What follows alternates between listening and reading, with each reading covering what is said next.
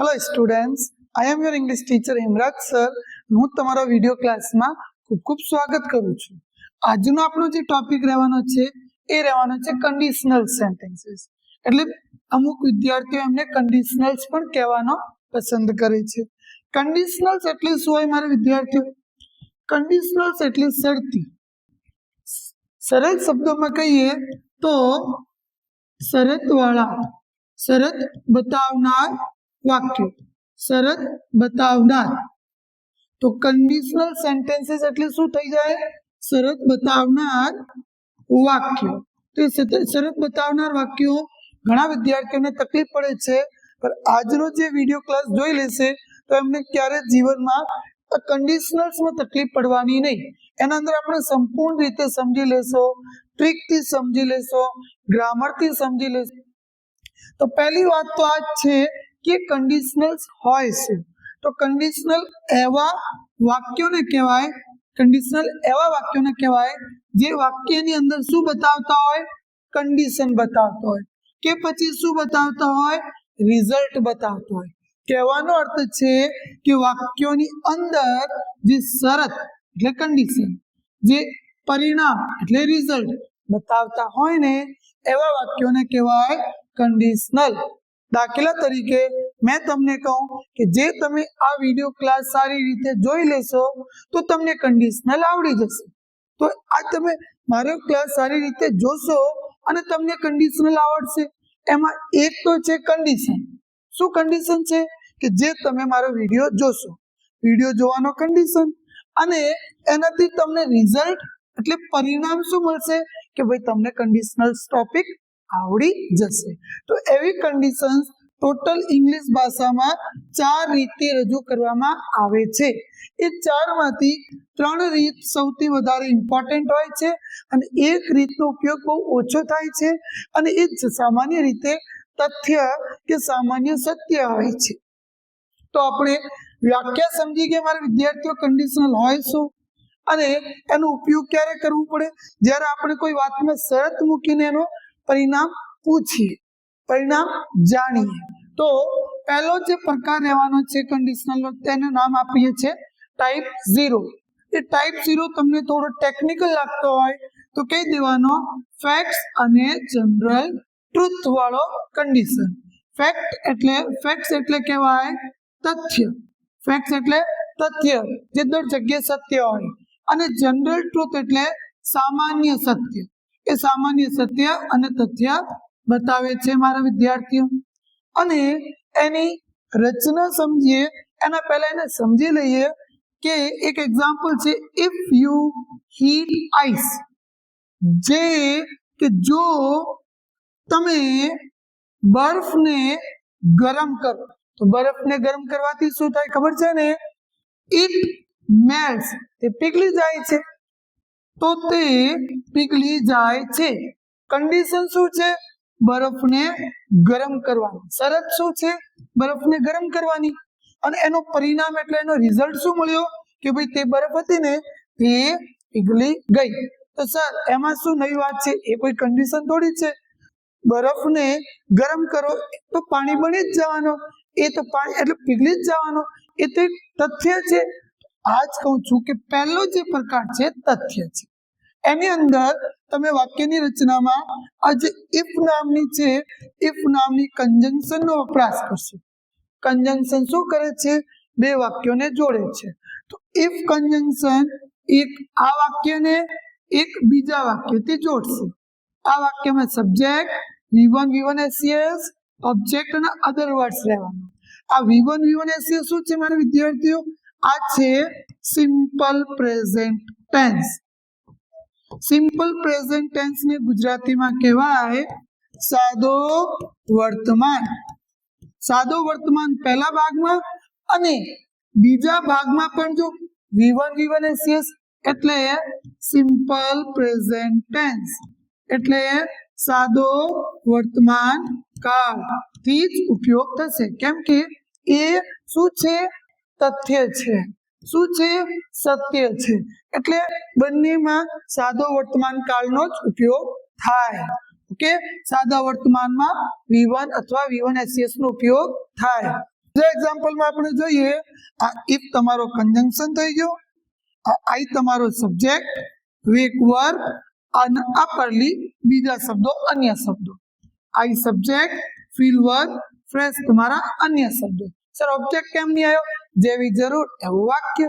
Object આવી શકે છે જરૂર હોય તો વાક્યમાં. તો એનો મિનિંગ શું થયો? જો હું વહેલો ઉઠું છું, જો હું વહેલો ઉઠું છું ને, તો મને શું લાગે છે? તાજગી લાગે છે. તાજગી અનુભવાય છે. તો અનુભવાય છે. અહીંયા કન્ડિશન એટલે શરત શું છે? વહેલો ઉઠવું. અને એનો પરિણામ એટલે રિઝલ્ટ શું છે? કે મને તાજગીનો અનુભવ થાય છે. અને એ પણ મોટા ભાગે સામાન્ય સત્ય છે. સામાન્ય સત્ય એટલે અહીંયા લખેલો સામાન્ય સત્ય છે, એટલે સામાન્ય રીતે વહેલા ઉઠે ને તો તાજગી અનુભવ થાય. આ છે તમારો પહેલો પ્રકાર, જેને શું કહેવાય મારા વિદ્યાર્થીઓ? ઝીરો ટાઈપ અથવા જનરલ ટ્રુથ કે પછી ફેક્ટ્સ. પછી આપણે બીજો પ્રકાર જોવા જઈએ વિદ્યાર્થીઓ. બીજો પ્રકારને કહેવાય છે ટાઈપ 1. બીજા પ્રકારને ટાઈપ 1 એટલે ટાઈપ 1 શું કરે છે? પોસિબિલિટી ઇન ફ્યુચર બતાવે છે. એટલે ભવિષ્યમાં, ક્યાં? ભવિષ્યમાં શું બતાવશે? પોસિબલ એટલે શક્યતા બતાવશે. ભવિષ્યમાં શક્ય હોય એવી વસ્તુ આપણે બતાવવાના, એટલે થઈ શકે. દાખલા તરીકે, ઇફ યુ સ્ટડી વેલ, જો તમે સારી રીતે ભણશો ને, યુ વિલ પાસ, એટલે તો તમે પાસ થશો. અહીંયા કન્ડિશન બતાવવા માટે આવ્યો ઇફ. કન્ડિશન એટલે શરત. શરત શું છે? સારો ભણવાની. જે તમે સારા ભણશો ને તો એનો પરિણામ એટલે રિઝલ્ટ શું મળશે? તમે પાસ થઈ જશો. એની રચના જે છે મારા વિદ્યાર્થીઓ વાક્યની, એ કંઈક એવી રીતે છે. જો એ રચનામાં પહેલા તો આવશે કન્જંક્શન. અહીંયાથી ખ્યાલ આવે કે બે વાક્યને જોડવામાં આવ્યું. એક છે શરત. એ શરત પૂરી થશે તો જે પરિણામ મળવાનું. આ શરત વાળો વાક્ય પૂરો ના થાય તો પરિણામ નહીં મળે, એટલે જ એને કહેવાય કન્ડિશનલ્સ. તો એમાં શું છે મારા વિદ્યાર્થીઓ? સબ્જેક્ટ V1 એટલે સિમ્પલ પ્રેઝન્ટ ટેન્સ. V1 એટલે સિમ્પલ પ્રેઝન્ટ ટેન્સ એટલે સાદો વર્તમાન કાળ વાપરવાનો. અને બીજા ભાગમાં, આ તો થયો શરત વાળામાં, બીજા ભાગમાં એની જગ્યા આવશે simple future tense. Simple future એટલે મારા વિદ્યાર્થીઓ શું હોય? સાદો ભવિષ્યકાળ. ઓકે. તો શરત હશે સાદા વર્તમાનમાં, અને જે રિઝલ્ટ મળશે, પરિણામ, એ સાદો ભવિષ્ય.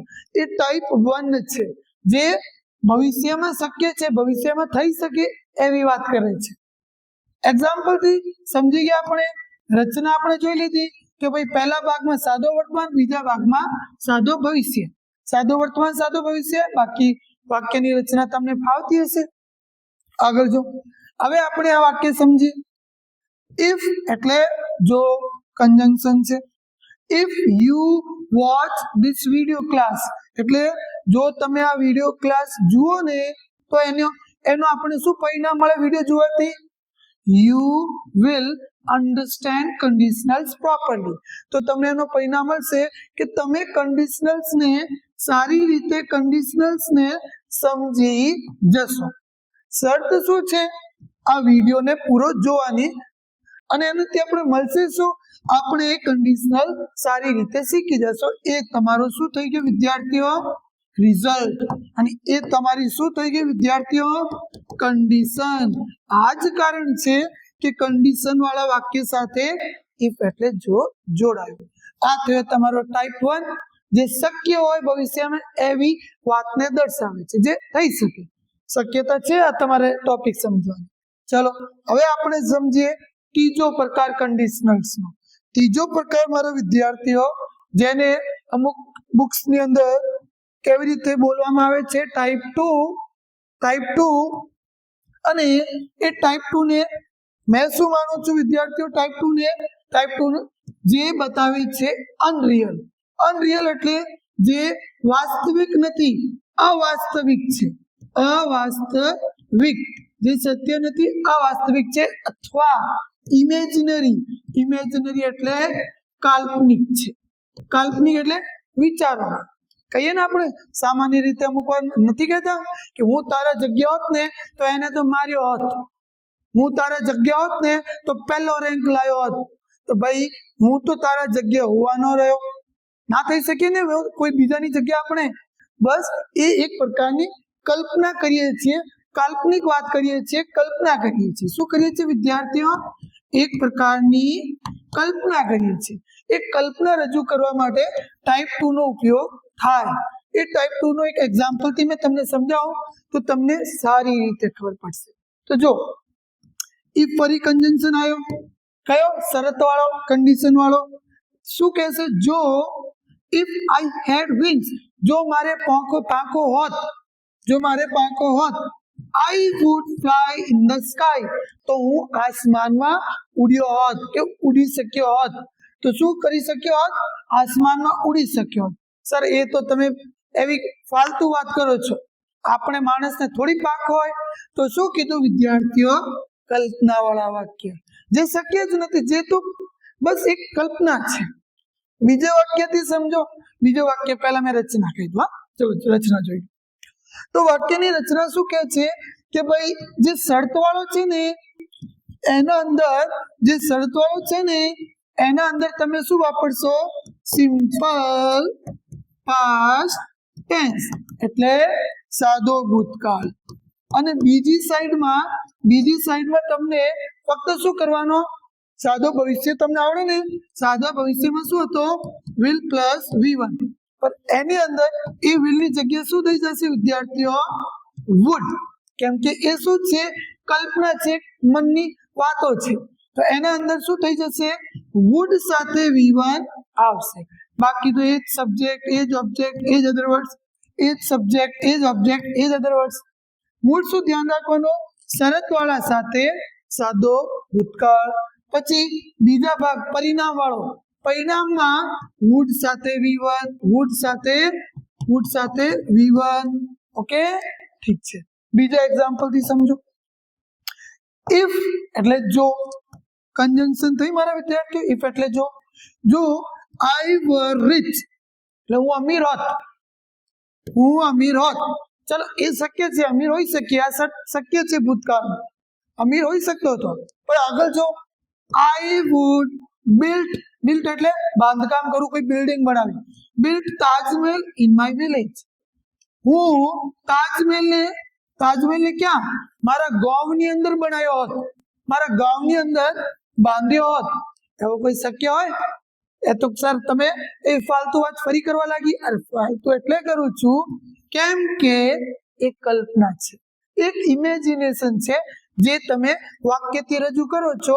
અને ઇમેજિનેશનમાં તમને કન્ડિશન એટલે શરતની જરૂર પડે છે. એમને એમ થોડી તાજમહેલ બની શકાય. જે મેં અમીર હોત તો મેં મારા ગામમાં તાજમહેલ બનાવ્યો હોત. સમજી ગયા મારા વિદ્યાર્થીઓ? એ છે ત્રીજી કન્ડિશન જે ફક્ત કલ્પના બતાવે છે. આવો હવે આપણે નંબર 4 કન્ડિશન શીખી જઈએ. એ છેલ્લી કન્ડિશન છે. ઓકે, ચોથી નંબર કન્ડિશન મારા વિદ્યાર્થીઓ, જેને બુક્સ ની અંદર શું કહેવામાં આવે છે? બુક્સમાં કહેવામાં આવે છે ટાઈપ સી. એ ટાઈપ સી કામ શું કરે છે? એ કામ કરે છે એ પોસિબિલિટી બતાવે છે, શક્ય બતાવે છે. પોસિબલ ક્યાં બતાવે છે? પાસ્ટ સમયમાં. એટલે ભૂતકાળના સમયમાં શક્ય બતાવે છે, શક્ય એવું બતાવે છે.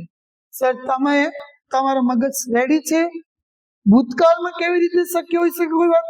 જે જતો રહ્યો એ તો જતો રહ્યો, હવે એમાં થોડી વાત હોય. આજ સમજી ગયા ને? તો એ જે વાત છે, જે જતો રહ્યો એ જતો રહ્યો, એની અત્યારે આપણે રિગ્રેટ કરીએ, એનો આપણે અફસોસ પ્રકટ કરવા માંગીએ. શું અફસોસ કે જે સાહેબ તમારો આ વિડીયો યુટ્યુબ નો ચેનલ મને પહેલા મળી ગયો હોત તો અત્યાર સુધીમાં તો મને ગ્રામરના કોન્સેપ્ટ આવડી ગયા હોત. ગ્રામરના કોન્સેપ્ટ યાદ આવ્યા મારા વિદ્યાર્થીઓ? મારે 4-5 વિડીયો ગ્રામરના કોન્સેપ્ટ એટલે પાયાના બનાવેલા છે, જે મેં આ લિંકમાં પિન કરીશ. જેને એકદમ શરૂઆતથી ઇંગ્લિશ શીખ્યું હોય ને તો ત્યાંથી તમે મારા વિડીયો જોઈ શકો છો. તો જોયો હોત તો જોયો તો નહીં ને, એ સમય નીકળી ગયો. વિડીયો જોઈ શકતા હતા પહેલા, નથી જોયા, એટલે હવે તમે શું કહો છો? અફસોસ જતાવવા માંગો છો. એના માટે તમને ટાઈપ સી વાળી કન્ડિશન વાપરવી પડે. અને એ એક્ઝામ્પલ થી સમજો તો, ઇફ આઈ હેડ સ્ટડી, જે હું ભણ્યો હોત, જે હું ભણતર કર્યો હોત, ભણ્યો હોત, આઈ વુડ હેવ પાસ, તો મેં પાસ થઈ ગયો હોત. એનો મીનિંગ શું છે? તમે ભણ્યા ના હતા, તમે ભણ્યા ના હતા એટલે તમે ફેલ થઈ ગયા. હવે તમે અફસોસ પ્રકટ કરો છો ભૂતકાળમાં જઈને કે ભાઈ ભૂતકાળમાં એટલે જૂના સમયમાં એ શક્ય હતો કે જે મેં ભણ્યો હોત, if I studied, if I had studied, જે મેં ભણ્યો હોત, આઈ વુડ હેવ પાસ, તો મેં પાસ થઈ ગયો હોત. એ એવી કન્ડિશન બતાવે છે મારા વિદ્યાર્થીઓ. એ પહેલી વાત ખબર પડી. શરત શું છે? ભણ્યો હોત, અને એનો રિઝલ્ટ શું મળ્યો હોત? પાસ થવાનું. એ બંને કામ નહીં થયા. અત્યારે આપણે એનો અફસોસ રજૂ કરીએ. એટલે ભૂતકાળના સમયમાં જે શક્ય હતો એ વાતને રજૂ કરવા માંગીએ છીએ. એની રચના જોવા જઈએ મારા વિદ્યાર્થીઓ, તો એની રચનામાં તમને શું ધ્યાન રાખવાનું છે? જો ધ્યાન રાખવાની વાત, એના અંદર એક કન્જંક્શન આવી ગયો ભાઈ, ઇફ, તો બે વાક્યને જોડશે. આ એક વાક્ય થઈ ગયો, કોમાથી અલગ કરવામાં આવ્યો. આ બીજો વાક્ય થઈ ગયો. સબ્જેક્ટ, ઓબ્જેક્ટ, અધર વર્ડ તો સેમ જ હોય.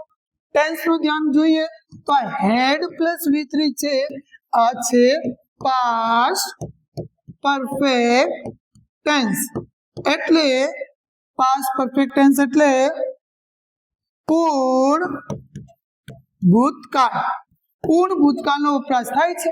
અને બીજી જગ્યા તમને જે આવડતો હોય, will plus have plus V3, એ તમને આવડતો હોય તો ખબર હશે કે એ જે રચના છે એ છે પૂર્ણ ભવિષ્યકાળની.